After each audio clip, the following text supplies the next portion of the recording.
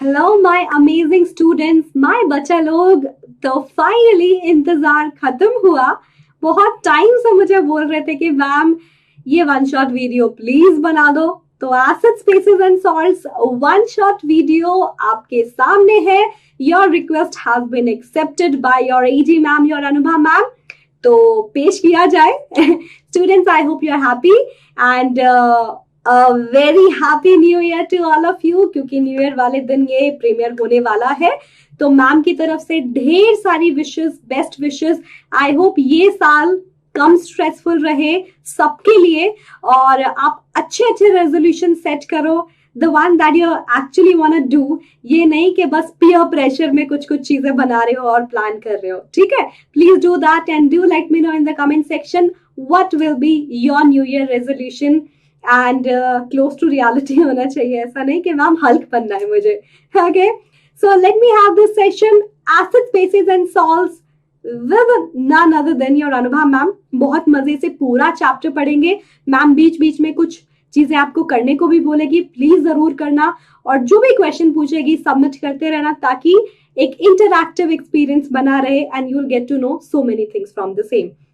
तो शुरू किया जाए बच्चा लोग। और आप 9th-10th इंग्लिश चैनल भी फॉलो कर सकते हो, बिकॉज मैम बहुत बार देखती है that there are so many messages telling me कि मैम हिंदी में क्यों पढ़ा रहे हो, इंग्लिश में क्यों नहीं पढ़ा रहे, हमें बहुत प्रॉब्लम हो रही है। So students, 9th-10th English channel is totally dedicated to the ones who can't understand Hindi, and वहां पे सारे teachers will definitely communicate in English. So please go and check 9th-10th English channel of Vedantu and do not forget to subscribe that as well.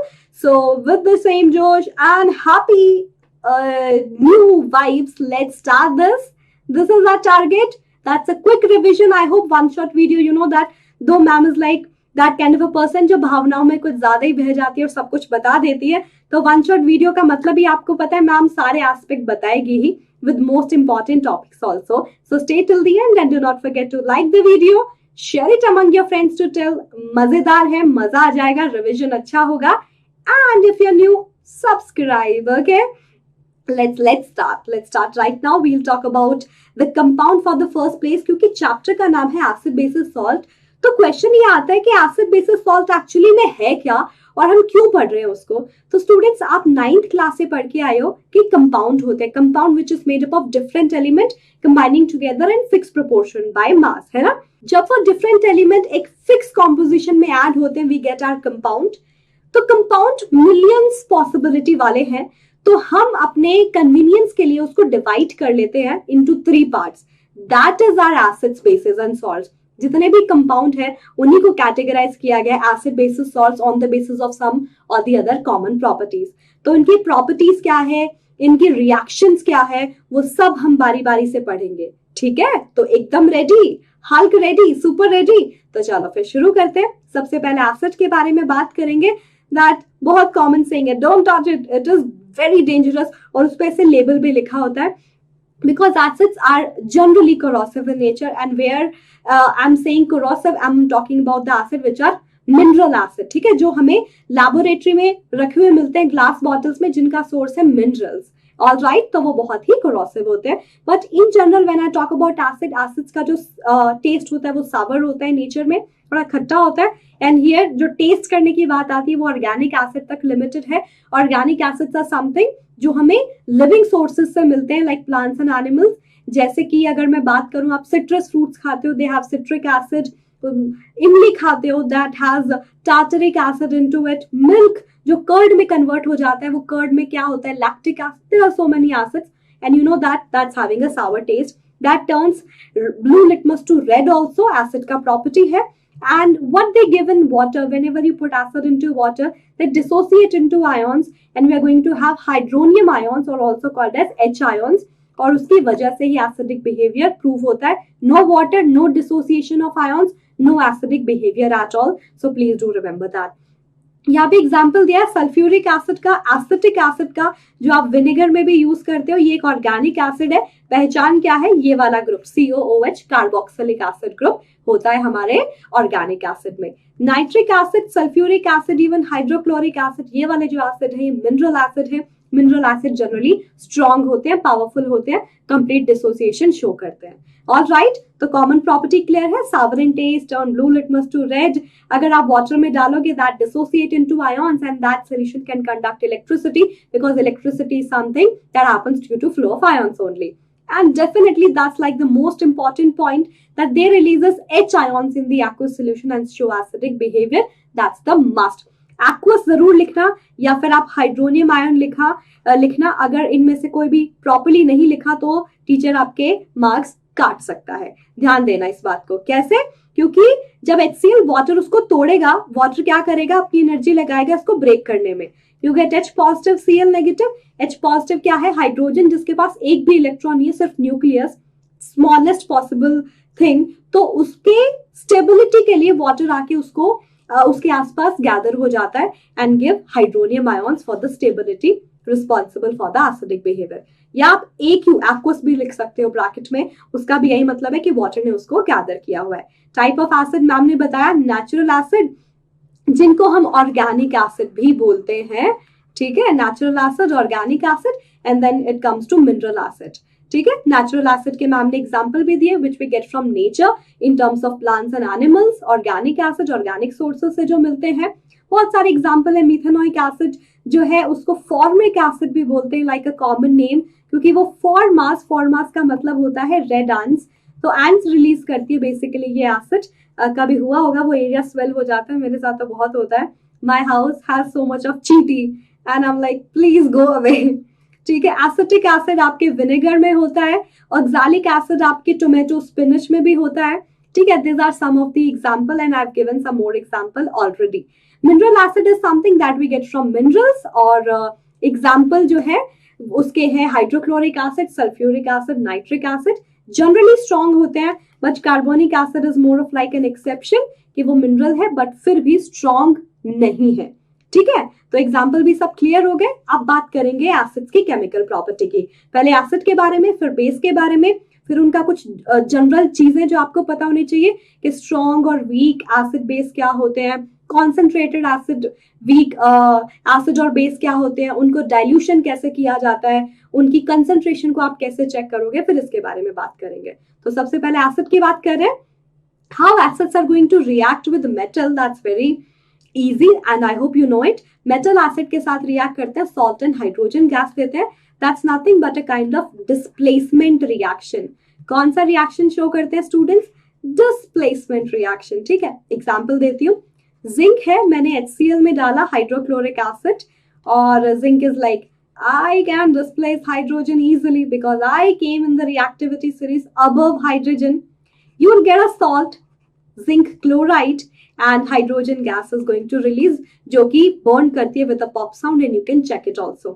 So याद रखना, metal with acid, salt and hydrogen gas. Now it comes to metal carbonate and even bicarbonate. Metal bicarbonate और carbonate जब react करते हैं acid के साथ तो वो देते हैं because they have a nature more of like basic. Metal carbonate, bicarbonate has more of like a basic behavior. तो salt के साथ जब रिएक्ट कराओगे you will get, I mean acid के साथ जब रिएक्ट कराओगे you will get salt water.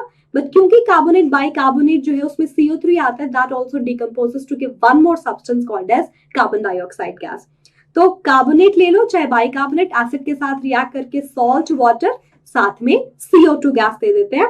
Example आपके सामने है, सोडियम कार्बोनेट, वॉशिंग सोडा में से वाटर मॉलिक्यूल निकाल दो, ड्राई ऐश बोलते हैं उसको। Sodium carbonate is the scientific name. अब मैंने क्या किया, उसमें से HCl पास किया, Na is like I am going with Cl to give NaCl which is a salt, sodium chloride. 2 hydrogen, यहाँ से एक ऑक्सीजन लेंगे टू गिव यू वाटर, और साथ में मिलेगी कार्बन डाइऑक्साइड गैस। दे लास्ट कैसे डिटेक्ट करोगे? बिकॉज कार्बन डाइऑक्साइड गैस अगर आप लाइम वाटर से पास करते हो, it will turn milky due to formation of calcium carbonate along with water. तो वो मिल्की क्योंकि इसके व्हाइट प्रेसिपिटेट होते हैं। ठीक है, you can detect it too. तो सोडियम हाइड्रोजन कार्बोनेट का भी सेम एग्जांपल होगा, NaHCO3, सोडियम हाइड्रोजन कार्बोनेट। ये आपका बेकिंग सोडे का ही फार्मूला है। बेकिंग सोडा लिया, सल्फ्यूरिक एसिड पास किया, सोडियम सल्फेट H2, यहाँ से oxygen H2O, and you are going to have CO2 gas also. ठीक है, तो प्लीज एक बार इसको चेक कर लो, you can see whether the reaction is balance और नॉट, और आप उसको बैलेंस भी कर सकते हो। like 2Na with SO4 will give you Na2SO4 ना कि NaCl। ये थोड़ा मिस्टेक है, एक बार यहाँ पे देख लो।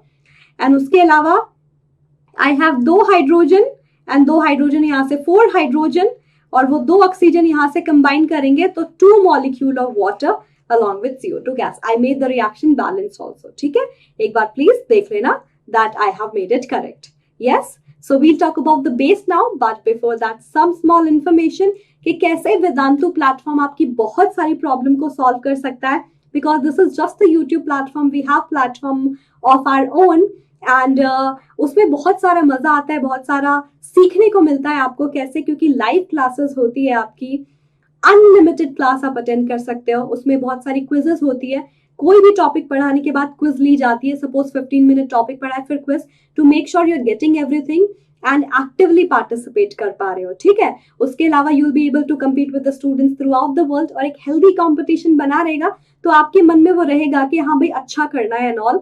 और जब आप रिप्ले भी देखोगे, सपोज कोई सेशन मिस हो गया और आप रिप्ले देखोगे, उसमें भी क्विज में पार्टिसिपेट कर सकते हो और अपना नाम लीडर बोर्ड में देख सकते हो। Isn't it amazing? And you will be able to have access for all the content. आप उसको डाउनलोड करो with the teachers feedback, most important question and all, और सारा कंटेंट आपको मिलेगा। The best part is no doubt will remain unanswered. जो आपकी team है मास्टर टीचर्स की और क्लास टीचर्स जो बैठते हैं सब्जेक्ट मैटर एक्सपर्ट, वो हेल्प करते हैं आपकी ताकि आपके सारे डाउट सॉल्व हो जाए, which is going to be a great experience as well, different and a good one, के ऑनलाइन पढ़ के भी आपको सब कुछ समझ आ सकता है, आपको मजा भी आएगा और आप डेफिनेटली अपना स्कोर बूस्ट कर पाओगे। The best time is right now, क्योंकि बहुत सारे क्रैश कोर्सेज लॉन्च हो रहे हैं और क्रैश कोर्सेज के थ्रू आप अपना रिविजन बहुत अच्छे से कर सकते हो और जो भी आपका स्कोर है उसको डेफिनेटली और अच्छा बना सकते हो। तो लेस इज मोर क्यों है वेदांतु पे स्टूडेंट्स, क्योंकि अगर आपने ये विजिट किया, लिंक जो डिस्क्रिप्शन बॉक्स में वेदांतु ने पिन किया हुआ है, वेदांतु 19 चैनल ने, आप उस पे जाओ और एक प्रो क्लासेस का लिंक गिवन है, वहां जाके अपना ग्रेड सेलेक्ट कर लो 10th क्लास और टारगेट CBSE 2021।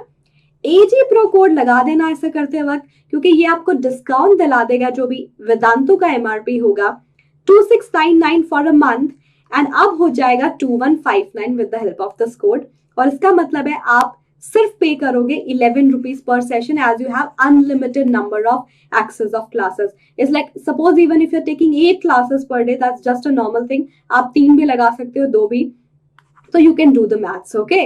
और 3 मंथ्स के लिए जाते हो, अभी तो आपको पता ही है कि HRD मिनिस्ट्री जो है उन्होंने नोटिस दे दिया है, HRD मिनिस्टर खुद लाइव जाके ये ऑलरेडी अनाउंस कर चुके हैं कि एग्जाम मई में होने वाले हैं, तो आपके पास प्लेंटी ऑफ टाइम्स है, क्योंकि बहुत सारे स्टूडेंट्स मुझे बोल रहे थे मैम अभी भी हम पीछे चल रहे हैं, तो यू हैव टाइम। और 3 मंथ्स के थ्रू भी it's like total revision and just paying 9 rupees पर सेशन, क्योंकि यहाँ फर्दर डिस्काउंट होके सेम कोर्स अब आपको 1866 पर मंथ में पड़ रहा है। ठीक है, तो आप चूज कर सकते हो wisely, that is going to be a good investment. या अब बात करते हैं बेसिस के बारे में। बेसिस कितने बेसिक होते हैं, बिल्कुल बात करेंगे। Actually they are better in test, okay. किसने टेस्ट किया है? हाँ, गलती से कभी आप सोप लगा रहे हो और कभी तो हुआ होगा कि मुंह में सोप चला गया होगा, and you know how that test will be. Yes, soapy to touch, turn red litmus to blue. और जब भी आप उसको वाटर में डालते हो वो बेसिकली हाइड्रोक्सिल आयन रिलीज करते हैं, that's the property of basis. ठीक है, पानी में डालोगे, आयन्स डिसोसिएट करना बहुत जरूरी है, and that's how you will get OH ion and showing the basic behaviour. But bases are not the only one that is having hydroxyl ion, even metal oxides are also basic in nature. ठीक है, ये आप पढ़ के आए हो पहले भी, और इसके रिएक्शंस भी आपको बताए। 8th क्लास में भी चैप्टर था मेटल्स एंड नॉन मेटल्स, वहां पे भी था that metal oxides are basic in nature. Right students, कुछ एग्जांपल दिए हैं हमारे पास, NaOH, sodium hydroxide, calcium hydroxide, potassium hydroxide and all. Oxide के एग्जांपल बताऊं, sodium oxide, potassium oxide, calcium oxide and all. So these are going to be basic as well.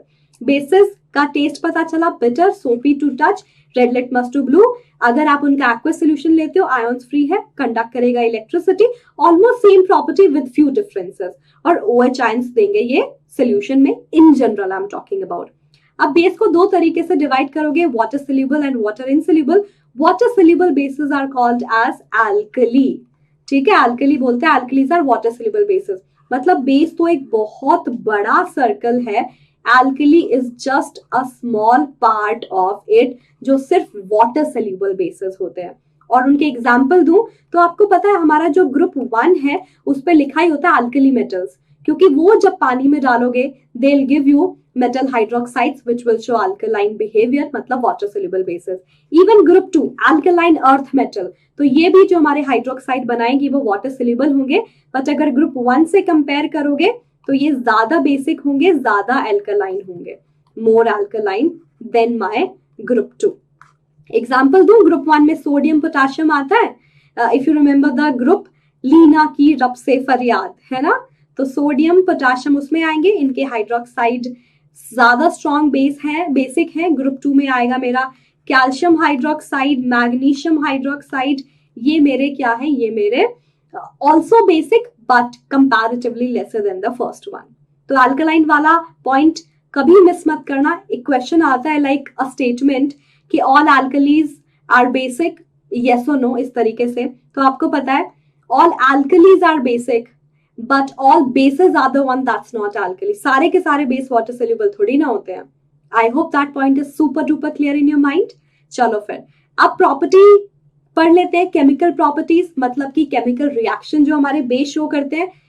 अगर मैं metal की बात करूं, एसिड के साथ रिएक्शन की, सेम रिएक्शन मेटल शो करते हैं बेस के साथ। It just those metals are very limited in nature, क्योंकि वो मेटल सिर्फ वो है जो एम्फोटेरिक बिहेवियर शो करती है, एसिड बेसिक दोनों प्रॉपर्टी कैरी करती है, वो ही सिर्फ बेस के साथ रिएक्ट कर सकती है।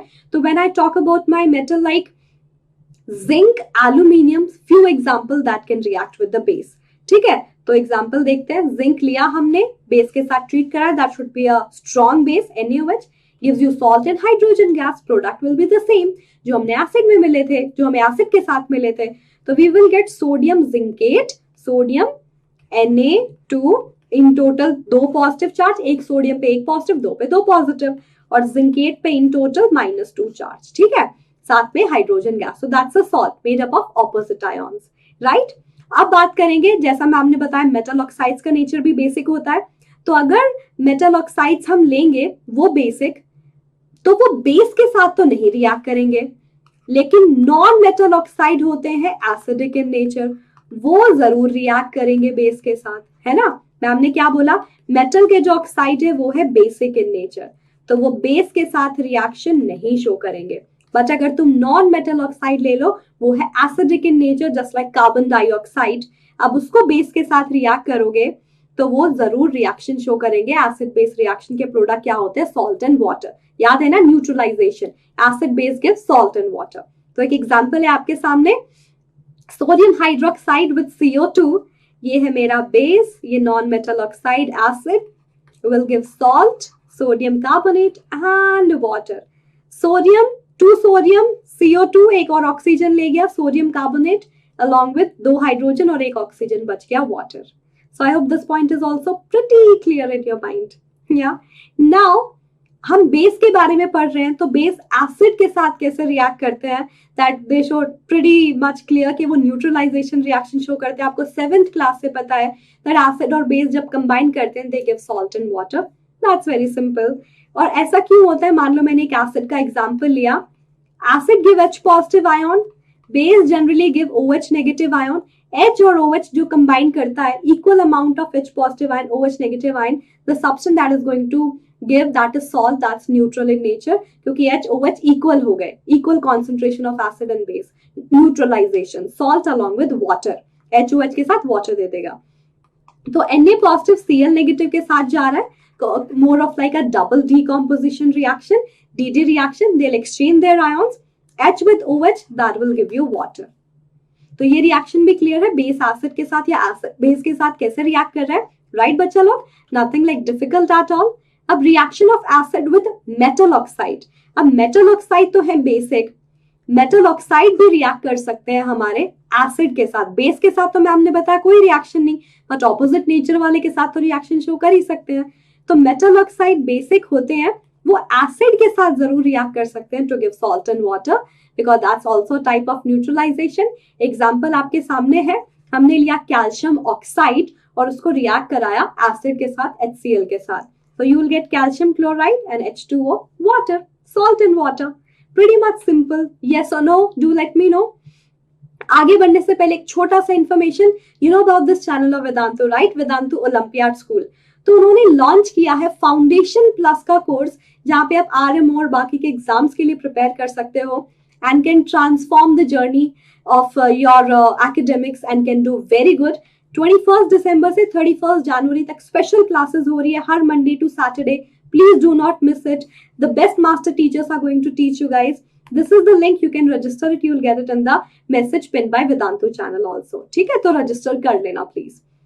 अब चलो, एसिड के बारे में पता चल गया, बेस के बारे में पता चल गया, कैसे रिएक्शन शो करते हैं ये पता चल गया. बट अगर कोई हमें एक सब्सटेंस दे दे तो कैसे बताएंगे कि वो एसिड है या बेस? तो उसको डिटेक्ट करने के लिए वी हैव इंडिकेटर. इंडिकेटर होते क्या है? कोई चीज नहीं टपकी है ऊपर से. It's just a substance, वो कोई chemical substance ही है that react with my acid and base and give a particular color, और हम उसे डिटेक्ट कर सकते हैं कि वो एसिड है या बेस है. तो इंडिकेटर एक तरीके से डाइज होती है, डिफरेंट डाई का काम क्या होता है? अपना कलर इम्पार्ट करना. तो या तो एसिड या बेस में वो अपना कलर इम्पार्ट कर सकते हैं. अब इसके डिफरेंट टाइप होते हैं. पहला है नेचुरल इंडिकेटर, जो नेचर ने दिए हैं, बिल्कुल. फिर आते हैं olfactory indicator, that's maximum helpful for those people which are visually impaired, जिनको दिखाई नहीं देता. तो वो देख के कलर चेंज नहीं बता सकते, but they have very strong olfactory nerves. Senses बहुत अच्छी होती है and with the help of the sense of smell वो डिटेक्ट कर सकते हैं. I will talk about that also. Synthetic indicator कौन से होते हैं? मैनमेड, जो लैबोरेटरी में बनाए गए हैं. आई होप नेचुरल के बहुत सारे एग्जाम्पल आपको पता है. सबसे कॉमन जो हम घर में देखते हैं दैट्स टर्मरिक. टर्मरिक हल्दी जो आपकी है, आपको भी पता है कि गलती से खाना खाते वक्त उप्स कुछ करी गिरी शर्ट पे और शर्ट हो गई खराब. क्यों? जब आप वॉश करते हैं वो हल्दी वाला निशान जाता ही नहीं है जल्दी से. whenever you try to put any soap over it, वो रेडिश ब्राउन हो जाता है. मैंने ट्राई भी किया था, ट्राइड एंड टेस्टेड. तो टर्मरिक जो है, नींबू रब करो तो एसिड में अपना कलर चेंज नहीं करता और बेस में अपना कलर रेडिश ब्राउन कर लेता है. ठीक है, इस बात को ध्यान रखना. रेड कैबेज की बात करूं मैं. रेड कैबेज आपको पता है, उसको रेड बोलते हैं बट पर्पलिश कलर की होती है. पता नहीं कलर से इतना क्यों खेलते हैं, but chemistry so much fun, so colourful. Juice of red cabbage turn reddish with acid. तो एसिड में रेड कलर और बेस में शो करते हैं ग्रीन कलर. ठीक है, खुद का कलर क्या है? रेड. Red green. ठीक है, हमेशा कुछ इस तरीके से प्लॉट बना लो जो आपको पीएच स्केल याद होगा, 0 से 14. बीच में हमेशा न्यूट्रल कलर, इधर एसिड और इधर base. Left right acid base respectively. Red green. Okay, चलो फिर आगे बढ़ते हैं. And these were some example. Litmus तो सबसे कॉमन एग्जांपल है जो आपको पता होना चाहिए. That is something that depend from a plant called as lichens. Some called as lichens also, but I think lichen is the right pronunciation. एक बार बता देना मुझे भी. और जब आप उसको वो एक्सट्रैक्ट निकालते हैं वो पर्पल कलर का होता है. ठीक है, पर्पल कलर की वो डाई टाइप में होती है. अब वो एसिड में रेड कलर और बेस में देते हैं ब्लू कलर. अब ब्लू पर्पल में कंफ्यूजन है. सॉल्यूशन का क्या होगा? तो पता है हम क्या करते हैं? हमने एक एसिड का कंटेनर लिया, एक बेस का. लिटमस का वो जो सोल्यूशन था पर्पल वाला, दोनों में थोड़ा थोड़ा डाल दिया. एसिड वाले का कलर रेड हो गया, बेस वाले का कलर ब्लू हो गया. तो कंफ्यूजन को अवॉइड करने के लिए अब हम फिल्टर पेपर स्ट्रिप लेते हैं और उस रेड और ब्लू कलर सोल्यूशन में डाल के निकाल के ड्राई कर लेते हैं. We got red litmus paper and blue litmus paper. That's how we are going to use litmus. That's easy, convenient, क्योंकि रेड और ब्लू में डिफरेंस बहुत क्लियर है. पर्पल ब्लू में इतना विजिबल नहीं होता. तो इसीलिए हम रेड और ब्लू लिटमस को यूज करते हैं. और आपको पता है कि अगर मैं एसिड की बात करूं तो एसिड में ब्लू लिटमस हो जाता है रेड, और बेस की बात करूं तो बेस में उल्टा रेड लिटमस हो जाता है ब्लू. न्यूट्रल में नो कलर चेंज. मैम ये तो बच्चों वाली बात है, पर आई थॉट फ्लो खराब नहीं करते, सब कुछ बता ही देती हूँ, अभी पढ़ रहे हैं हम तो. ठीक है, ऑल्फैक्टरी इंडिकेटर की बात करें. ऑल्फैक्टरी का मतलब ही होता है sense of smell. This is so cute, right? ये जिप जब मैंने देखा, लाइक दिल आ गया इस जिप पे. रो रहा है. मुझे जरूर बताना कि why do people cry after और व्हाइल कटिंग अनियंस. मैम भी करती है, मैम भी रोती है, रोज रोती है. Okay? तो substances which change their smell when mixed with acid and base, that's olfactory indicator which is related to sense of smell. And generally base में उनका स्मेल जो होता है, जो आपके कॉमन यहाँ पे गिवन है, बेस में उनका स्मेल डिस्ट्रॉय हो जाता है. तो आप अगर अनियन एक्सट्रैक्ट, अनियन का जूस निकालोगे और सपोज सोप सोल्यूशन में डाल दिया तो आपको अनियन की स्मेल नहीं आएगी, बेस में स्मेल डिस्ट्रॉय हो जाता है.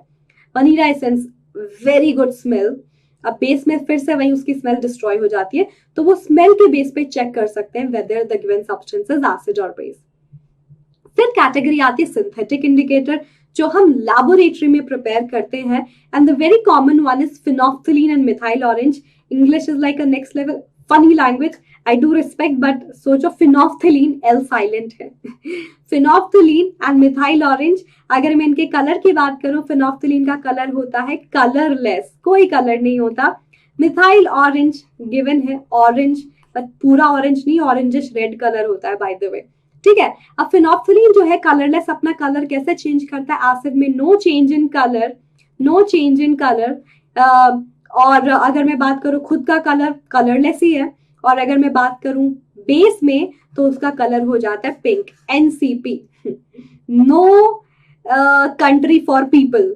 मतलब थोड़ा हार्श हो गया, but I was trying to make something out of it ताकि याद रखो. No colour change, colourless and pink, no country for people, है ना, आपको पता ही है. Okay, let's move ahead, let's move ahead. Methyl orange का कलर मैम ने बताया था actual colour orange, proper orange नहीं होता बट या. और इसको याद करने के लिए एक ट्रिक भी बताई थी, रॉय. ठीक है, मैम ने बताया था इधर हम लिखते हैं एसिड और इधर बेस, बीच में न्यूट्रल कलर, खुद का colour Roy. Red in acid, yellow in base, खुद का कलर है ऑरेंज, रॉय. इस तरीके से आप याद कर सकते हो. All right. अब बात आती है कि हमें ये तो पता चल गया कि गिवन सब्सटेंस एसिड है या बेस है, बट व्हाट इफ हमें ये भी पता चल जाए कि वो कितना एसिडिक है और कितना बेसिक है. So I am talking about the strength of acid and base. Strength पढ़ने से पहले हमें पता तो हो कि कोई भी सब्सटेंस की स्ट्रेंथ को मैं कॉन्सेंट्रेशन से कैसे रिलेट कर सकते हो. ठीक है, या कोई कनेक्शन है भी. कॉन्सेंट्रेशन मतलब एक कॉन्सेंट्रेटेड एसिड और डाइल्यूट एसिड का स्ट्रॉन्ग और वीक एसिड या बेस से. ठीक है, तो वो अभी क्लियर हो जाएगा. ध्यान से सुनना मैम की बात को. Dilution of acid and base, मैंने बताया कॉन्सेंट्रेशन पता होनी चाहिए. The concentration of hydrogen ion, better term में hydronium ion, in an acid और हाइड्रोक्सिल आयन और hydroxide ion in a base per unit volume is something that is called as the concentration. मतलब मान लो मैं base की बात करूं या एसिड की बात करूं, सपोज ये कोई एसिड है, तो उसका पर यूनिट वॉल्यूम में सपोज मैंने ले लिया 1 centimetre cube, length breadth height सब 1 सेंटीमीटर क्यूब. उस 1 सेंटीमीटर क्यूब में या 1 ml ले लिया सपोज, कितने मेरे हाइड्रोजन आयन है वो उसकी कंसेंट्रेशन बता रहा है. उस 1 सेंटीमीटर क्यूब में या सपोज 1 ml ले लिया, कितने OH आयन्स हैं ये उसकी कॉन्सेंट्रेशन बता रहा है. किसकी? बेस की. तो ऐसे हम कॉन्सेंट्रेशन फाइंड आउट करते हैं. अब बात आती है कि सपोज मेरे पास एक कॉन्सेंट्रेटेड एसिड है, कॉन्सेंट्रेटेड बेस है, मतलब they have high amount of hydroxyl ions और hydronium ion in their solution. ठीक है, कॉन्सेंट्रेटेड का मतलब more amount, high amount of H positive और OH नेगेटिव आयन. डाइल्यूट करने का मतलब क्या है? We are going to put the solvent in excessive amount, और जब सॉल्वेंट ज्यादा बढ़ जाएगा, so the same amount of H ion और OH ion is going to be scattered in the larger volume. अब वो फैल गए पूरी ज्यादा वॉल्यूम में, तो पर यूनिट जो H ion और OH ion है, पर यूनिट वॉल्यूम वो कम हो गए. यही डाइल्यूशन है, कॉन्सेंट्रेशन को कम करना. ठीक है, सपोज मैं बात करती हूँ आपसे कि मेरे पास जो एसिड था उसमें क्या था, सपोज मैं यूनिट वॉल्यूम ले लेती हूँ 1 सेंटीमीटर क्यूब, और मैं इसमें बोलती हूँ ये जो कॉन्सेंट्रेटेड एसिड था ये मैंने 50 ml लिया, और इस 50 ml एसिड में जब मैंने लिया तो इसके 1 सेंटीमीटर क्यूब में सपोज 500 H पॉजिटिव आयन थे. हाइपोथेटिकल सिचुएशन दे रही हूँ. ठीक है, अब इसको डाइल्यूट करने का क्या मतलब है? I am going to add a solvent, और सबसे कॉमन सॉल्वेंट हम वाटर लेते हैं, वो इसमें डिसॉल्व होना चाहिए. तो हमने क्या किया, वाटर ले लिया, पहले 50 ml था, 50 ml एक्स्ट्रा पानी डाल दिया इसमें. अब टोटल वॉल्यूम कितनी हो गई? 100 ml. ठीक है, 100 ml टोटल सोल्यूशन हो गया मेरा. पहले 50 ml था. अब जो same amount of 500 H positive ions थे, अब वो ज्यादा बड़ी वॉल्यूम में फैल गए, है ना। सोचो इन टोटल अगर मैं बात करूं 50 ml में, तो सपोज मेरे पास 5000 H पॉजिटिव आयॉन थे पूरे इसमें। अब ये टोटल 5000 आयॉन्स फैल गए इन अ लार्जर वॉल्यूम। तो हो सकता है अब मैं उसका जब 1 यूनिट वॉल्यूम देखूं जिसमें मैं बोल रही थी 500 आयॉन थे, हो सकता है अब 300 H पॉजिटिव आयॉन्स हो जाए, ठीक है। तो पर यूनिट वॉल्यूम जो H आयॉन्स थे उसकी जो कॉन्सेंट्रेशन थी, उसकी जो अमाउंट थी वो कम हो जाती, यही डाइल्यूशन है, कॉन्सेंट्रेशन को कम करना पर यूनिट वॉल्यूम। बट एक बात याद रखना, total number of H ion will remain same. Dilute करने का मतलब जस्ट पानी डाल रहे हो, एसिड के साथ कुछ नहीं कर रहे, तो H आयन सेम रहेंगे बट यूनिट वॉल्यूम में जो स्कैटर हुए वो कम हो गए। That's the point, that's the same case in the base also. तो अब ये समझ आ गया कॉन्सेंट्रेटेड और डाइल्यूट का क्या मतलब है। In short, you can also say concentrated acid and base, more amount of H or OH ion. Diluted acid and base, less amount of H and OH ion in per unit volume. All right. अब ये बहुत important question है क्योंकि कई बार पूछा जाता है। I'll clear this part so that आप इसको ध्यान से देख सको, ठीक है। आप ये फाइल डाउनलोड कर लेना, ये आपको विद इन 24 आवर्स अवेलेबल हो जाएगी और आपको सारे नोट्स विद माई फीडबैक बिल्कुल मिल जाएंगे। आई होप डाइल्यूशन क्लियर हो गया।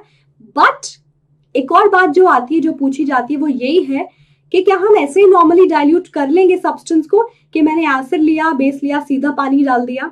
नो स्टूडेंट्स, क्योंकि जो आपके एसिड और बेस बहुत सारे ऐसे हैं जो कोरोसिव होते हैं नेचर में।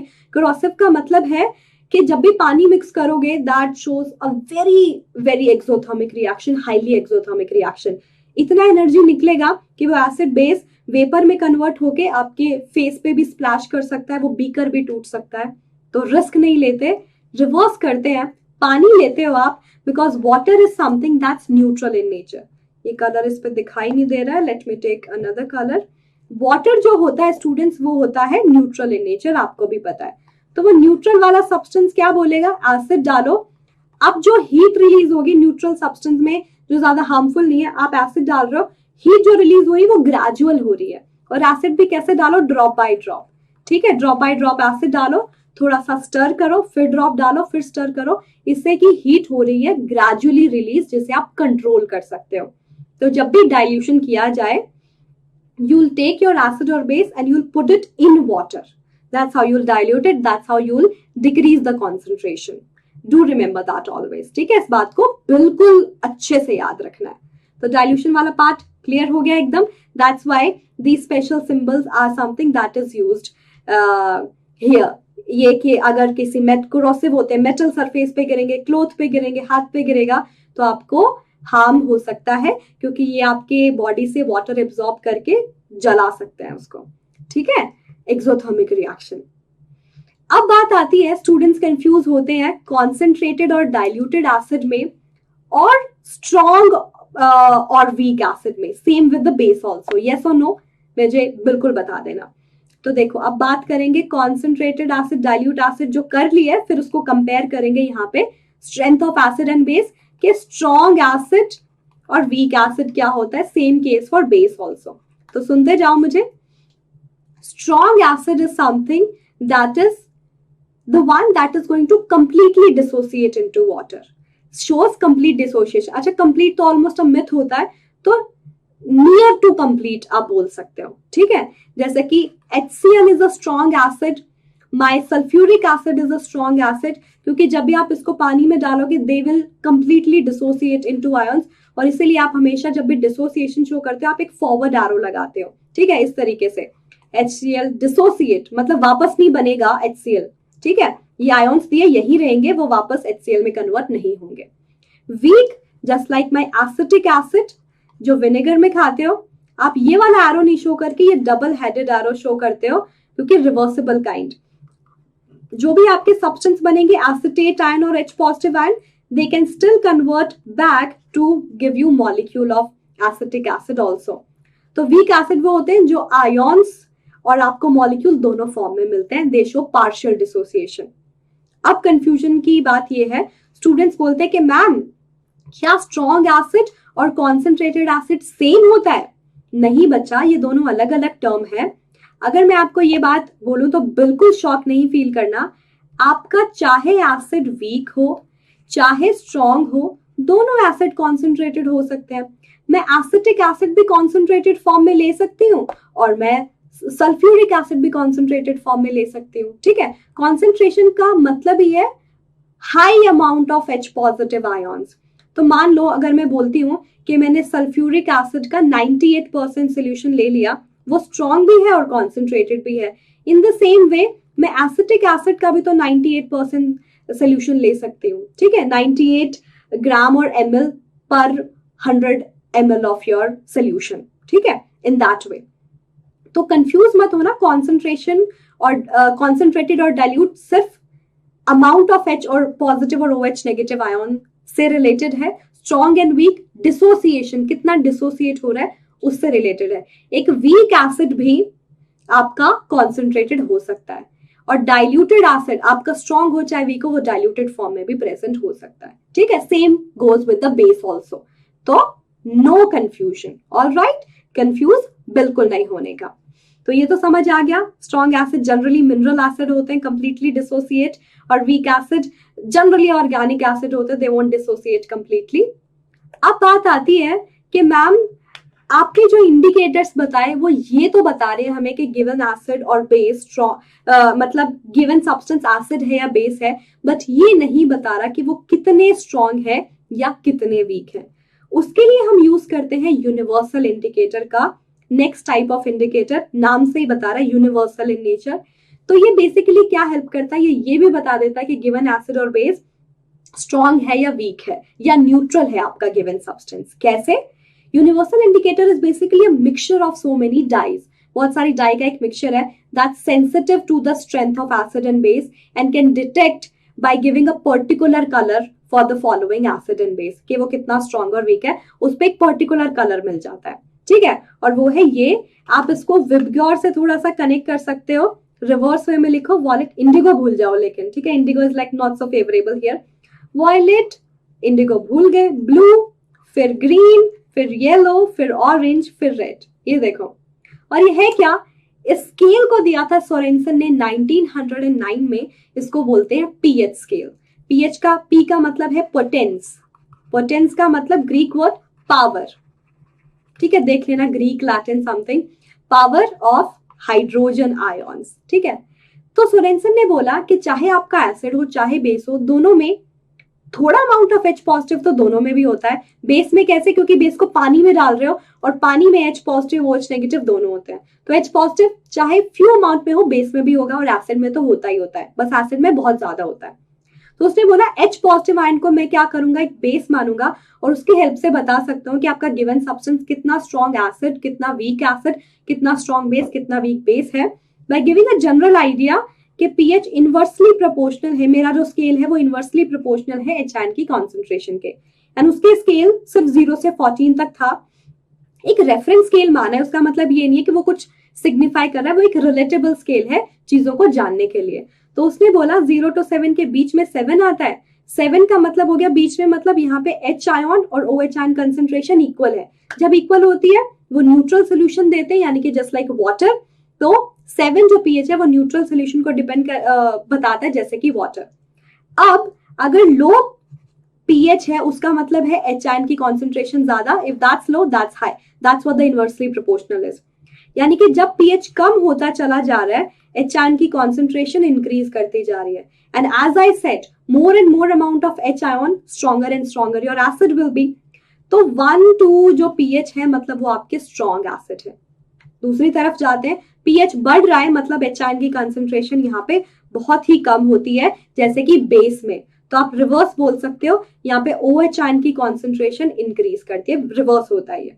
यानी कि जब पीएच बहुत ज्यादा होता है तो H आयन कम होती है और OH आयन बढ़ते चले जाते हैं, मतलब बहुत ज्यादा बेसिक होता चला जाता है। समझ में आई? सो 1, 2 show strong acid, 13, 14 show strong base, 7 shows my neutral. अब बीच में ये आपके माइल्ड एसिड और माइल्ड बेस भी आ गए। ठीक है, अगर मैं ब्लड की बात करूं, उसका पीएच है 7.2 से 7.4, तो आपका ब्लड बेसिक होता है। आपका मिल्क थोड़ा सा, कॉफी थोड़ी सी एसिडिक होती है, ठीक है। बैटरी में जो एसिड यूज करते हो बहुत ज्यादा स्ट्रॉन्ग एसिड, हमारे स्टमक में एसिड होता है HCl, वेरी स्ट्रॉन्ग एसिड, बस म्यूकस लेयर हमें प्रोटेक्ट करती है उससे। Toothpaste is strong acid, baking soda, toothpaste sorry base, that is a weak base जो हम यूज करते हैं to kill my acid produced in the mouth. उसके अलावा मैं बात करूं सलाइवा की, सलाइवा आफ्टर फूड, क्योंकि एंजाइम एसिड रिलीज करते हैं आफ्टर फूड, वो एसिडिक होता है। बिफोर फूड 7.4, वही वो आपका क्या होता है, स्लाइटली बेसिक होता है। तो ये कुछ पीएच स्केल है जो आपको पता होना चाहिए। देखो ये मैम वाली ड्राइंग, जैसे मैम की हैंडराइटिंग है ना वैसे वाली ड्राइंग। मिल्क स्लाइटली एसिडिक, और आपका lemon is also acidic, good amount of acidic, ठीक है। 7 पे न्यूट्रल होता है, just like your pure water. So that's what it is. I hope आपको अच्छे से समझ में आ गया होगा, right. There are so many examples given for the same. जब आपको एसिडिटी होती है, मिल्क ऑफ मैग्नीशिया दिया जाता है एज एन एंटासिड, जो जेलिसिल डाइजीन की बॉटल आती है, that's an antacid, anti acid, that's a base also, a weak base, ताकि वो एसिडिटी को क्योर कर पाए by reacting with excess of acid, that is something that made in your stomach. तो इसको याद रखना। और उसके बहुत सारे सिग्निफिकेंस है बच्चा लोग। पीएच के सिग्निफिकेंस है हमारी डे टू डे लाइफ में, बहुत इंपॉर्टेंट रोल है पीएच को बैलेंस करने के, यानी कि ये बैलेंस हमेशा बना रहना चाहिए, तभी सर्वाइवल पॉसिबल है। PH in our digestive system, मैंने बताया ज्यादा शुगरी फूड अगर आपने खा लिया तो मुश्किल हो जाएगी, क्योंकि स्टमक में और एसिड बनेगा फास्ट फूड वगैरह खाने से भी। एक्सेस ऑफ एसिड हर्ट्स अस, और हमारे पेट में दर्द होगा, इरिटेशन होगी। इसीलिए आप बेकिंग सोडा लेते हो या फिर मिल्क ऑफ मैग्नीशिया, जो कि स्लाइटली बेसिक होते हैं, treats with excess of acid to maintain the pH of our stomach, I mean that acid that's there in our stomach. ये कितना अमेजिंग है। Tooth decay caused by acid, आपको पता है रात को ब्रश नहीं करते, बहुत बार बोलते हैं मम्मी दांत सड़ जाएंगे। What exactly is the reason? हमने खाना खाया, बिना ब्रश के सो गए, वो बैक्टीरिया टूथ को, आई मीन जो फूड को डिके करने के लिए एसिड रिलीज करते हैं। हमारे माउथ में जो सलाइवा उसका पीएच जाता है बिलो 5.5, और अगर पीएच बिलो 5.5 गया तो हमारे जो टीथ है वो विल शो दिस बिहेवियर कि वो रोटन होने शुरू हो जाते हैं, वो सड़ने शुरू हो जाते हैं। इसलिए ब्रश करके सोया करो, ठीक है। क्या मैम? हाँ, एडवाइस भी दे सकती है ना मैम आप लोगों को। That's the same thing happens in the case of soil too. Soil भी एक proper pH पे ही grow करते, I mean जो भी आप plant या crops grow करोगे वो एक proper pH of soil पे ही grow करती है, तो उसको maintain करना भी बहुत जरूरी है। बहुत ज्यादा acidic जब soil हो जाती है तो हम कुछ base डालते हैं, like weak base and all, like calcium oxide, calcium carbonate and all, चूना and all, और ऐसे उसको sprinkle करके mix कर देते हैं। अगर बहुत basic हो गया, थोड़ा सा acidic डालना है तो मेन्योर वगैरह डाल सकते हो, स्लाइटली एसिडिक, जो खाद जो होती है आपकी, ठीक है। तो ये बस इतना बता रहा है कि पीएच मेंटेनेंस बहुत ज्यादा जरूरी है। या तो can we have a target to achieve at least 1K like after the session, क्योंकि मोस्ट अवेटेड वीडियो था, देखते हैं आप कितना सपोर्ट करोगे। Let's make the video big hit by just getting at least 1K like after the session. और एक छोटा सा गेम खेलने का मन कर रहा है मैम का, कि चलो थोड़ा सा और फन लाया जाए। और गेम फन मतलब थोड़ा पढ़ाई के साथ ही फन करेंगे। सोचो एक नया गेम शुरू करते हैं, वो क्या होगा? I will give you a word of chemistry, आप उस पे एक फनी लाइन बना के मुझे, मोर ऑफ लाइक अ केमी मीम और अ केम पन, इस तरीके से आप कुछ बनाओगे, और रिलेटेबल होना चाहिए। और जिसका भी मुझे पसंद आया I will take a screenshot, next class में बिल्कुल पढ़ेंगे उसके नाम के साथ। क्या बोलते हो? जैसे कि एक एग्जांपल देती हूँ, लैक्टिक एसिड, तो मैंने ऐसे ही हेडलाइन बना दी उसकी, हाँ अंगूर खट्टे हैं। Did you get this? अंगूर में लैक्टिक एसिड होता है। मतलब कुछ रिलेटेबल और कुछ थोड़ा फन, कुछ मीम टाइप पे होना चाहिए। आप केमिस्ट्री भी पढ़ोगे मजे के साथ, तो let's just have it. I will wait for all of your responses. देखते हैं कौन ज्यादा केमिस्ट्री अच्छे से पढ़ने के साथ साथ सरकाज़म भी लिए बैठा है या बैठी है। बिल्कुल, okay, that will be very much fun. Okay, let's start with the topic salts. हाँ, काफी लंबी डगर है। आई होप आप लोगों ने पानी वानी पिया है अच्छे से, और आई नो न्यू ईयर वाले दिन पढ़ाई, बट हाँ it's for a good thing, तो पढ़ लो अच्छे से, ठीक है। अब सॉल्ट की बात करेंगे स्टूडेंट। सॉल्ट्स क्या होते हैं? सॉल्ट्स भी आपके आयनिक कंपाउंड ही है। Salt is something that's made up of positive and negative ion, atom और group of atom carrying positive and negative charge. और वो कहां से बनते हैं? With the help of neutralisation reaction. हाँ कि ना? न्यूट्रलाइजेशन रिएक्शन क्या होता है? Acid react with base to give salt and water. और भी तरीका है सॉल्ट मिलने का। जब भी आपकी मेटल एसिड के साथ रिएक्ट करती है तो वो H को रिप्लेस करती है हाइड्रोजन की और आपको वो मेटल सॉल्ट मिलता है। That's also salt, right? तो जनरली अगर मैं बोलूं तो वो न्यूट्रल बहुत सारे होते हैं, बट ऐसा नहीं है। सॉल्ट की वेराइटी भी होती है, सॉल्ट की फैमिली भी होती है। स्ट्रेंज, हम लोगों की फैमिली के साथ साथ सॉल्ट की भी फैमिली होती है। ठीक है, पहले कॉमन प्रॉपर्टी की बात कर लेते हैं। Most of the salts are crystalline solid. The reason is a very strong force of attraction between them, electrostatic force of attraction. Crystalline, good solid, transparent और slightly opaque, soluble in water. पानी में डालते dissociate हो जाते हैं ions में, that's soluble in water. और जो इलेक्ट्रिसिटी कंडक्ट करेंगे, बहुत ही इंपॉर्टेंट पॉइंट है ये, या तो वो मोल्टन फॉर्म में करते हैं या फिर एक्वस सोल्यूशन की फॉर्म में। मोल्टन में होने से क्या होता है, आप मेल्ट करते हो तो ऑलमोस्ट उसके जो फोर्स ऑफ अट्रैक्शन है वो थोड़ा सा कम हो गए, दूर हो गए, इलेक्ट्रिसिटी पास करने पे वो मूव करेंगे। एक्वस सोल्यूशन में तो आपको पता ही है, free ions can definitely conduct electricity. The salt may be salty, sour, sweet, bitter and savoury as well. That's like a variety. Salt तो जीत गया, बाजी जीत गया, है ना? चलो, और ऑर्डरलेस भी होते हैं जनरली, कलरलेस तो होते ही है क्रिस्टलाइन सॉलिड, कुछ कुछ कलर भी हो सकते हैं। तो आपके लिए एक छोटा सा काम, more of like small homework, कोई भी मुझे 2 कलर्ड सॉल्ट के एग्जाम्पल दोगे। मैम ने वैसे बहुत सारी वीडियोस में बताए हैं कलर्ड सॉल्ट्स, अगर आपको दिमाग सही डायरेक्शन में चलेगा आपको बिल्कुल याद आ जाएंगे। ठीक है, तो जैसा मैम ने बताया फैमिली तो सॉल्ट की भी होती है, वो क्यों पीछे रहेंगे? और फैमिली होती क्या है सॉल्ट की? Salt having a common acidic और basic radical set to belong to the same family, या तो पॉजिटिव आयन या नेगेटिव आयन जिसमें भी सेम होता है in a group of compounds, वो उसकी फैमिली है। एग्जाम्पल से समझाती हूँ, ज्यादा अच्छे से समझ आएगा। सोडियम क्लोराइड, कैल्शियम क्लोराइड में क्या कॉमन है? क्लोराइड, क्योंकि कोई भी कॉमन ट्रेट है, हम बोलते हैं कि हाँ भाई उसी पे तो गया, माँ पे, पापा पे, दादा पे, दादी पे, है ना, ऐसे कुछ। तो इसी तरीके से क्योंकि वही फैमिली है, तो अगर क्लोराइड कॉमन है तो क्लोराइड फैमिली से बिलोंग करता है। जो भी आयन कॉमन है उसी की फैमिली से वो बिलोंग करते हैं, उसी वही मेन ट्रेट कैरी कर रहे हैं। जिंक क्लोराइड, जिंक सल्फेट किस फैमिली से बिलोंग करते हैं? जिंक आयन की फैमिली से। ठीक है, तो ये आपको पता होना चाहिए, that's why I told you.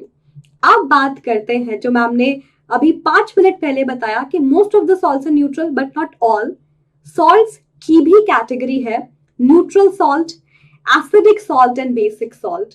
And वो किस पे डिपेंड करता है आपको पता है? सॉल्ट हमें मिलते हैं बाय न्यूट्रलाइजेशन रिएक्शन। जब एसिड और बेस आपस में रिएक्ट करता है we get salt and water. तो एसिड और बेस डिसाइड करते हैं कि सॉल्ट कैसा बनेगा। न्यूट्रल तब मिलेगा जब आपका एसिड एंड बेस दोनों स्ट्रॉन्ग होंगे, क्योंकि amount of H ion amount of OH ion equal होंगे, और इस केस में आपको न्यूट्रल सॉल्ट मिलता है। Like NaOH is your base, HCl is the acid. आप कैसे पहचानोगे उनके acid and base? By just looking at the salt. Positive वाले में OH ऐड करो, नेगेटिव वाले में H ऐड करो, that's it, you will get your acid and base. तो NaOH HCl, तो क्या देगा? NaCl plus water, right? तो ये न्यूट्रल है क्योंकि strong acid and strong base. Second example है KCl, तो KOH एंड HCl। अभी समझ में आ गया क्या कर रही है मैम? तो ये न्यूट्रल है। एसिडिक, नाम से ही पता चल रहा है, एसिडिक का मतलब एसिडिक पार्ट स्ट्रॉन्ग होगा जिससे सॉल्ट बना है। एसिड स्ट्रॉन्ग होते हैं, बेस वीक होते हैं, तो H आयन ज्यादा होते हैं OH आयन से, इसलिए जो सॉल्ट मिलता है वो एसिडिक मिलता है। ठीक है, एग्जाम्पल से देखते हैं, एक समझा देती हूँ आपको। सपोज मेरे पास अमोनियम क्लोराइड है, अमोनियम क्लोराइड को देखते हैं। अब मैंने ट्रिक बताई है आपको, आप बिल्कुल बताओ कि इस ट्रिक से आप कैसे प्रूव कर सकते हो। मैं पेन का कलर चेंज कर लेती हूँ, just a minute. Okay, yes, NH4Cl, इसमें OH ऐड करो, इसमें H ऐड करो।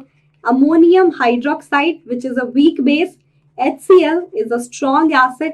That's why exchange of ions, I got ammonium hydroxide and OH, that's water. That's something, sorry, NH4Cl.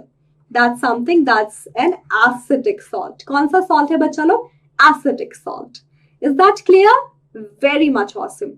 तो ये भी समझ आ गया होगा। बेसिक सॉल्ट क्या होंगे, जिसमें कि बेस मेरा स्ट्रॉन्ग होगा, OH आयन ज्यादा होंगे as compare to H ions. तो एग्जाम्पल से समझ लेते हैं, right. Sodium carbonate, this is this. Sodium acetate, CH3COO acid और Na, ठीक है, ये आप ब्रैकेट हटा देना, CH3CONA, दैट्स सोडियम एसिटेट। ये कैसे बना, मैम ने बताया था, इसमें OH ऐड करो, इसमें H ऐड करो, और NaOH के साथ NaOH बनाता है। दो है मतलब दो OH लेने पड़ेंगे, ठीक है। अगर दो OH है तो H भी तो दो ही होंगे, बात समझ में आई। And H2CO3 carbonic acid. So a very strong base, weak acid जो कि है carbonic acid, will give you a salt that's basic in nature. That's what your sodium carbonate is. तो ये भी समझ में आ गया होगा। सेम विथ सोडियम बाइकार्बोनेट जो है आपका बेकिंग सोडा, वो भी एक बेसिक सॉल्ट है, ठीक है। क्या है, बेसिक सॉल्ट। चलो फिर अब बात करते हैं कि there are so many salts जो आपको पता होने चाहिए कि कैसे बने, उनकी प्रॉपर्टी क्या है, उनके यूजेस क्या है, क्योंकि एग्जाम में एक क्वेश्चन आने के पक्का चांसेस है, ठीक है। तो जरा कर लेते हैं। सबसे पहले कौन बाजी जीत सकता है, डेफिनेटली NaCl।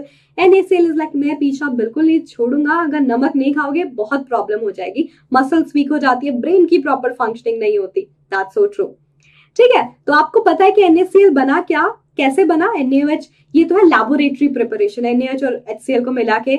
हमारे अर्थ पे ऑलरेडी काफी सारा नमक है, क्यों, C बहुत सारा है, and C is carrying so much of salt, और हम इवेपोरेशन और फिर क्रिस्टलाइजेशन करके उसको प्योरीफाई कर सकते हैं, राइट। तो वहां से हमें मिलता है, एंड नॉट फ्रॉम सी, हमें ग्राउंड से भी मिलता है, जो वो पिंक कलर का सॉल्ट होता है, पिंक क्योंकि इम्प्योरिटीज होती है उसमें, ठीक है।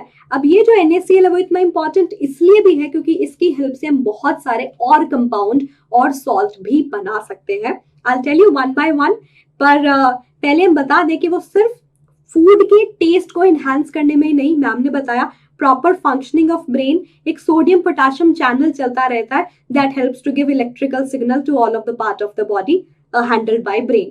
सोडियम जरूरी है, सोडियम आयन नमक से ही मिलते हैं फिर उसको, for the proper functioning of all the muscles also, ठीक है। और एज अ प्रिजर्वेटिव भी हम यूज करते हैं, मीट एंड ऑल पे लगाते हैं ना, meat fish and all. I am a vegetarian but as far as I got to know about that कि हाँ ऐसा होता है, बहुत सारे केमिकल बनाने में भी उसकी मदद लेते हैं। और सबसे इंपॉर्टेंट केमिकल है दैट्स NaOH, जो बनता है एक प्रोसेस है जो सबसे ज्यादा इंपॉर्टेंट है, that's chlor alkali process, chlor for chlorine, alkali for this NaOH only, ठीक है। तो ये जो है क्लोर एल्कली कैसे बनाएंगे, उसके लिए हमें चाहिए ब्राइन सोल्यूशन। ब्राइन सोल्यूशन क्या होता है, आपका ये जो NaCl है ये बहुत सारे सॉल्ट बनाने में हेल्प करता है। सबसे पहला कंपाउंड जो है, नॉट सॉल्ट, वो है NaOH। ब्राइन सोल्यूशन है NaCl with water, a saturated solution of NaCl with water, ठीक है। तो वो आपने लिया और आप इलेक्ट्रिसिटी पास कराओगे उससे। इसका एक और नाम है NaOH का कॉस्टिक सोडा, याद रखना, कई बार कॉमन नेम की हेल्प से भी पूछ लेते हैं। तो I have NaCl with water, that's my brine solution। इससे आप इलेक्ट्रिसिटी पास करोगे, और जैसे इलेक्ट्रिसिटी पास करते हो क्या होता है स्टूडेंट्स, ये टूट जाता है HOH में और Na पॉजिटिव Cl नेगेटिव। अब होता है कंपटीशन। आपको पता है जब मेरे पास पॉजिटिव और नेगेटिव आयन्स है, इनमें कंपटीशन होने का मतलब है दे रियली वांट टू सी कि कौन कैथोड और कौन एनोड की तरफ मूव करेगा। जब आप इलेक्ट्रिसिटी करते हो वो इलेक्ट्रोलाइटिक टैंक में ही तो करोगे। जो आपका बैटरी होती है वो जुड़ती है एक कैथोड से एक एनोड से। कैथोड वो प्लेट होगी जो कि कौन से टर्मिनल से जुड़ी है, negative terminal of battery, anode positive terminal of battery से, वो मेटल प्लेट या ग्रेफाइट रॉड। कैथोड केटायन को अट्रैक्ट करती है और एनोड एनायन को अट्रैक्ट करती है, ऑपोजिट आयन को। तो कंपटीशन है Na पॉजिटिव और H पॉजिटिव में, कौन मूव करेगा कैथोड पे, the one that is coming in the reactivity series at the lower position. तो H पॉजिटिव ऐसा है जो नीचे आता है, बहुत टेबल में याद करो, है ना, नीचे आता है। तो they are like generally metal lose करना चाहते हैं, वो बोलेंगे हम नीचे आ रहे हैं, हम ले भी लेंगे इलेक्ट्रॉन को, मतलब कोई ऐसी बात नहीं है, कर लेंगे, ठीक है। तो H positive will go at the cathode which is a source of negative charge, मतलब इलेक्ट्रॉन। हाइड्रोजन इलेक्ट्रॉन लेके हाइड्रोजन गैस बना देंगे।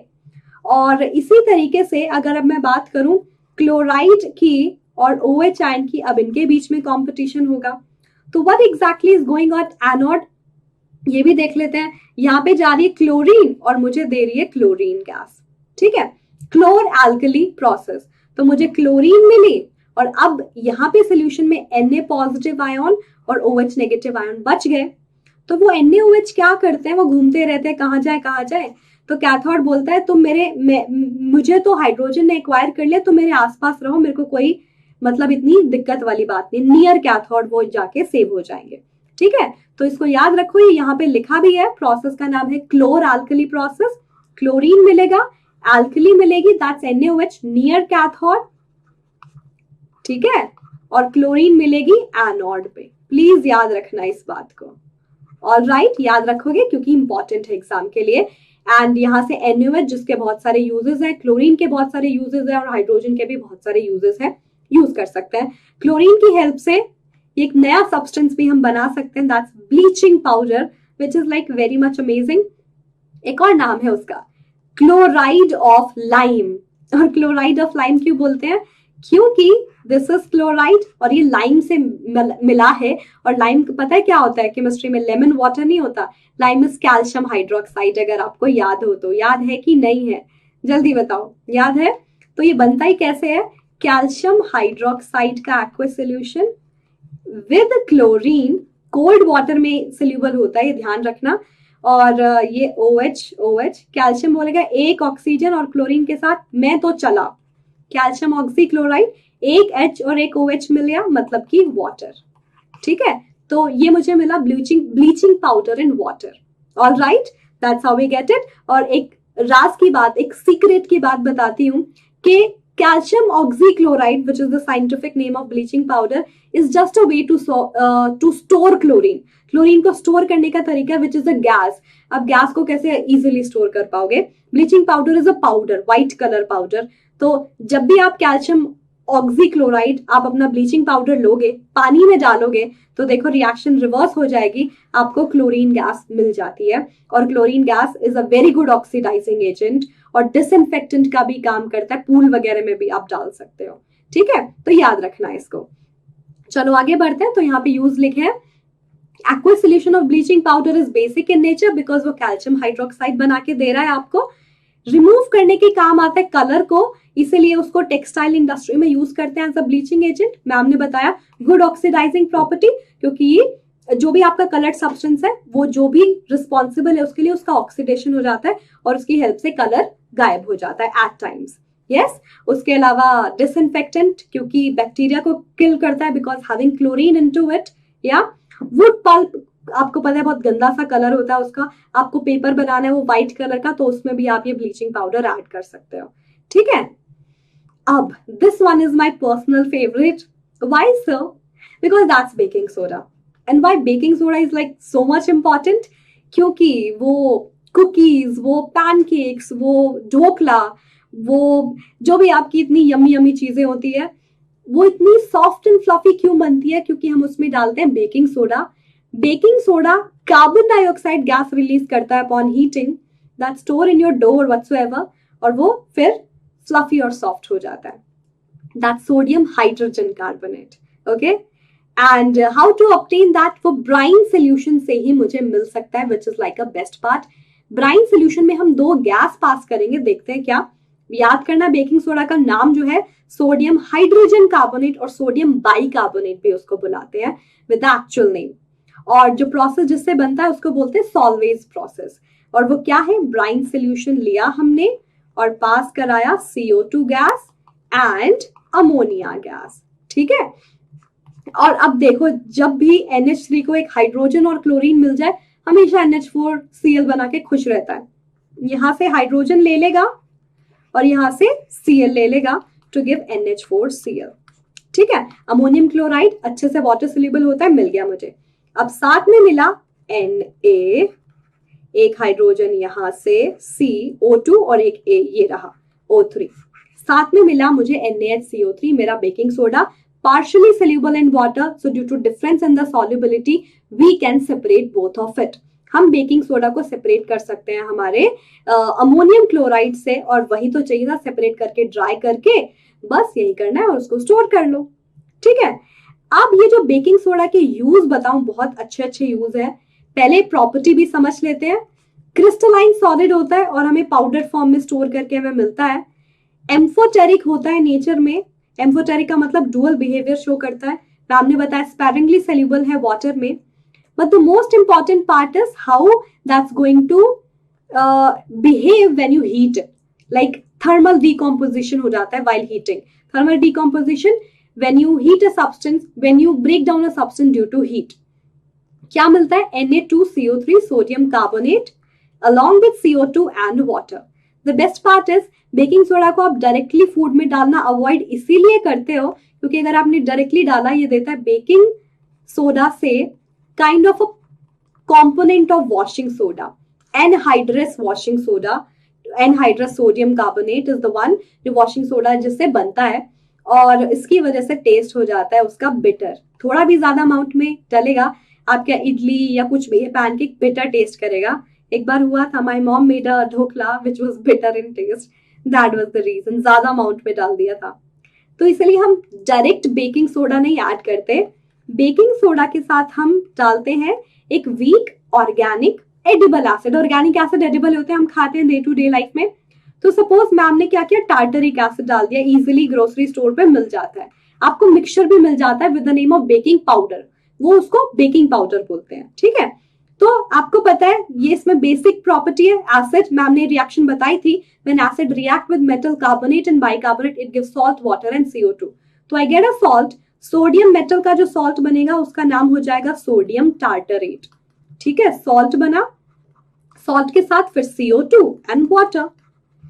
इसमें बेनिफिट ये है कि आपका जो भी डो है वो राइस भी करेगा, सॉफ्ट फ्लफी भी, और जो सॉल्ट होते हैं उनका टेस्ट होता है प्लेजेंट।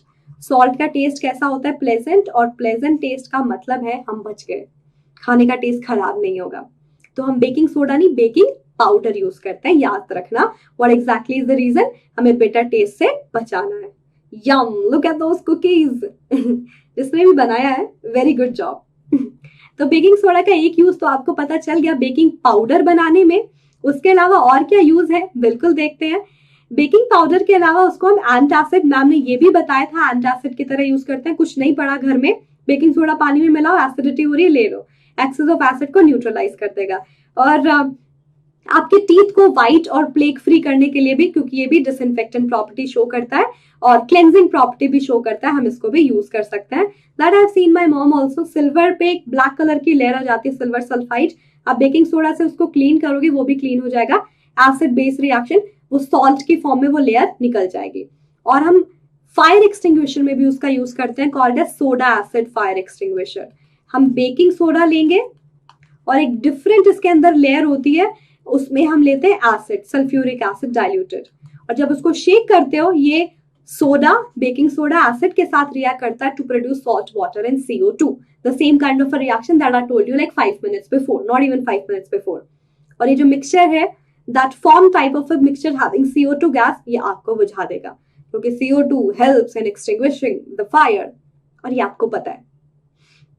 अच्छा, इस पार्ट में से एक बहुत इंपॉर्टेंट क्वेश्चन आता है कि how you can prepare washing soda from baking soda. Baking soda से वॉशिंग सोडा कैसे बनाओगे? डिफिकल्ट है क्या? बिल्कुल नहीं। वॉशिंग सोडा का फॉर्मूला जान लें, sodium carbonate with 10 molecule of water. Sodium carbonate with 10 molecule of water. तो आपको याद है बेकिंग सोडा कैसे बनाया था? उसके बाद हम कुछ प्रोसेस, कुछ स्टेप ऐड करेंगे। याद करो बेकिंग सोडा कैसे बनाया था। ब्राइन सोल्यूशन मैंने लिया था, उसमें CO2 और अमोनिया गैस पास की थी, मैम ने बताया था। अमोनियम क्लोराइड और बेकिंग सोडा मिला, बेकिंग सोडा को अलग किया। ये वाला स्टेप भी बताया था, thermal decomposition of baking soda. क्या बना के देता है? Sodium carbonate along with CO2 and water. तो मुझे एक सोल्यूशन मिल रहा है सोडियम कार्बोनेट का वाटर के साथ। अब जब आप इसको हीट करोगे सोडियम कार्बोनेट को अलॉन्ग विद वाटर, ये अपने आप 10 मॉलिक्यूल, एक मॉलिक्यूल 10 मॉलिक्यूल ऑफ वाटर को एब्जॉर्ब कर लेता है, called as water of crystallisation. अपने लैटिस स्पेस में जगह दे देता है और उसकी वजह से क्रिस्टलाइन अपीयरेंस आ जाती है, and that is something called as your washing soda. This is just anhydrous washing soda, to be very honest, also called as soda ash. हमें ऐश नहीं चाहिए, हमें क्रिस्टलाइन और पाउडर अच्छे वाला वॉशिंग सोडा का चाहिए। दैट्स हाउ 3 steps जिसकी हेल्प से बनेगा। लेकिन अगर ये पूछा बेकिंग सोडा से बनाओ तो बस step number 2 and step number 3, ठीक है। फिर आपको बेकिंग सोडा बताने की जरूरत नहीं है कि कैसे बना। All right, so this part is also clear. Use क्या है सोडियम कार्बोनेट का, ये आपको पता ही है। It is use in the cleaning of cloth, specially in rural areas, क्योंकि वो बहुत सारे ऐसे डिटर्जेंट वहां पे अवेलेबल नहीं होते। सोडियम कार्बोनेट जो है आपका component of washing soda is generally use for making so many detergent. Detergent में और भी कंपोनेंट होते हैं, ठीक है। कुछ परफ्यूम्स वगैरह भी डालते हैं, कुछ ऐसे सब्सटेंस जो फ्रॉथ अच्छे से बनाए एंड ऑल। तो डिटर्जेंट, केक एंड पाउडर बनाने में भी ये बहुत इंपॉर्टेंट है। That helps to remove the permanent hardness of water. Water में हार्डनेस का मतलब क्या होता है, जब आप ग्राउंड वाटर निकालते हो बोलते हो वो खारा है थोड़ा।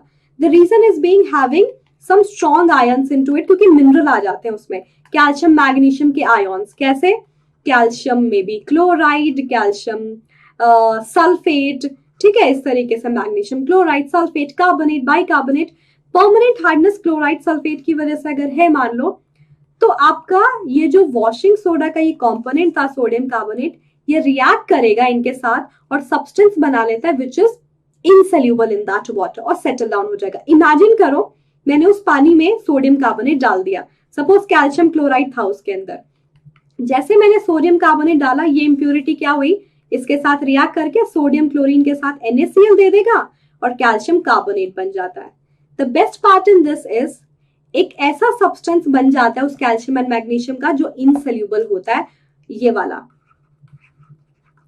पानी में नमक घुला रहे कोई परवाह नहीं, कैल्शियम कार्बोनेट नहीं होना चाहिए, नीचे सेटल डाउन हुआ, उस पानी को फिल्टर कर लो। हाँ, वेस्टेज जरूर हो रही है हमारे सोडियम कार्बोनेट की, बट ये बाहर हो जाएगा, अब पानी सॉफ्ट हो गया।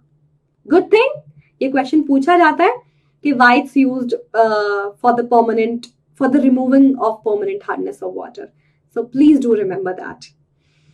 Okay, that was like too much of information at once, but revision है, एक वीडियो देखोगे वैसे तो भी सारा काम हो जाएगा आपका।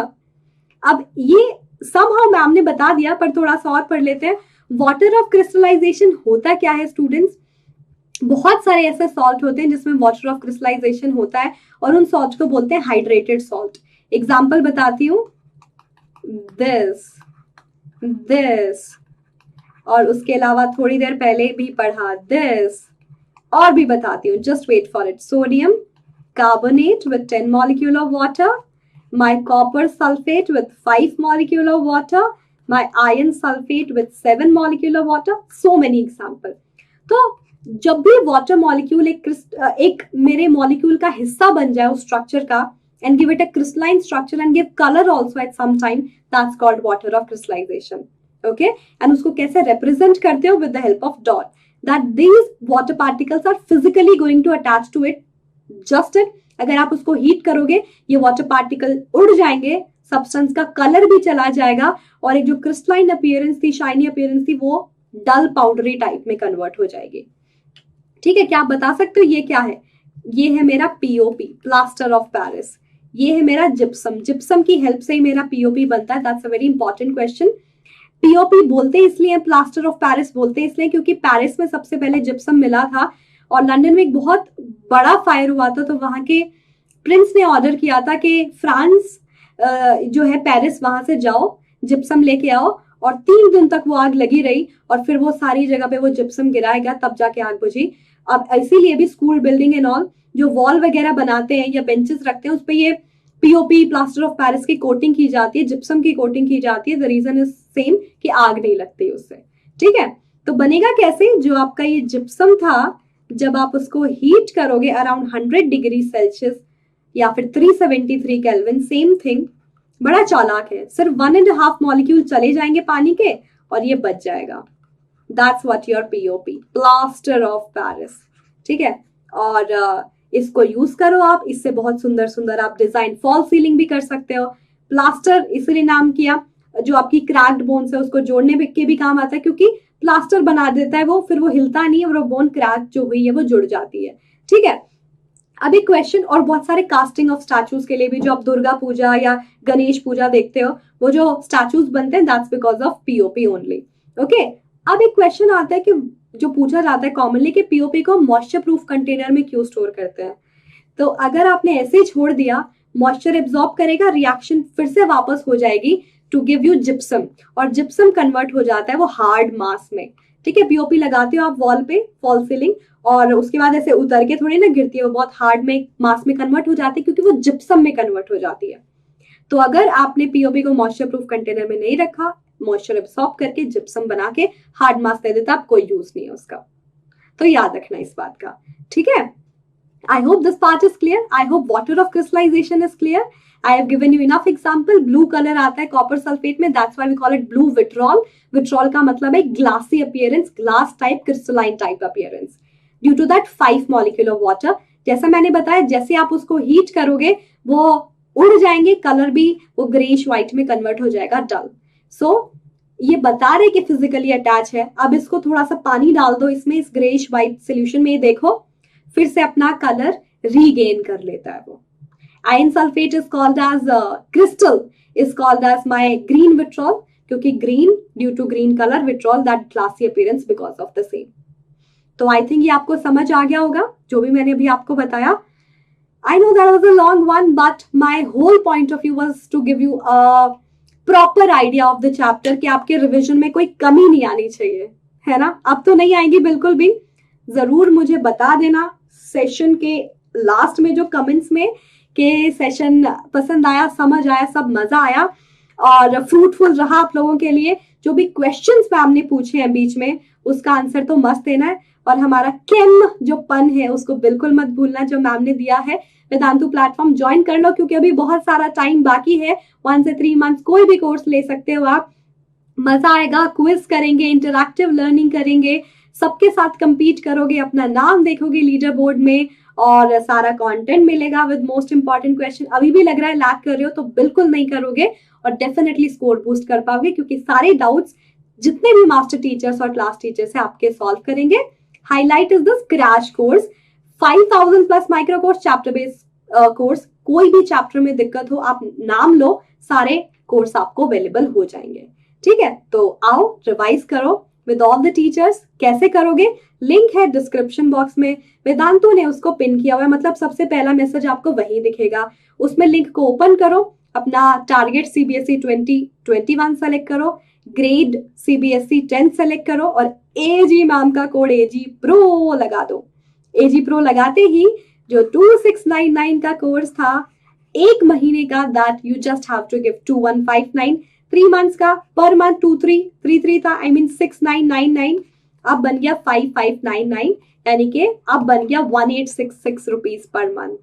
तो फायदा ऑब्वियसली इसमें ज्यादा है, यू कैन डिसाइड, दोनों आपको इक्वली बेनिफिशियल होंगे, बट मॉनेटरी बेनिफिट इसमें ज्यादा है, नॉट वेरी मच बट या स्टिल इट इज ओके। तो do not miss it, and I hope you will follow it. Anubha ma'am Instagram पे भी है, फॉलो कर सकते हो विद वेदांतु हैंडल chemistry.vedantu_अनुभा गौर।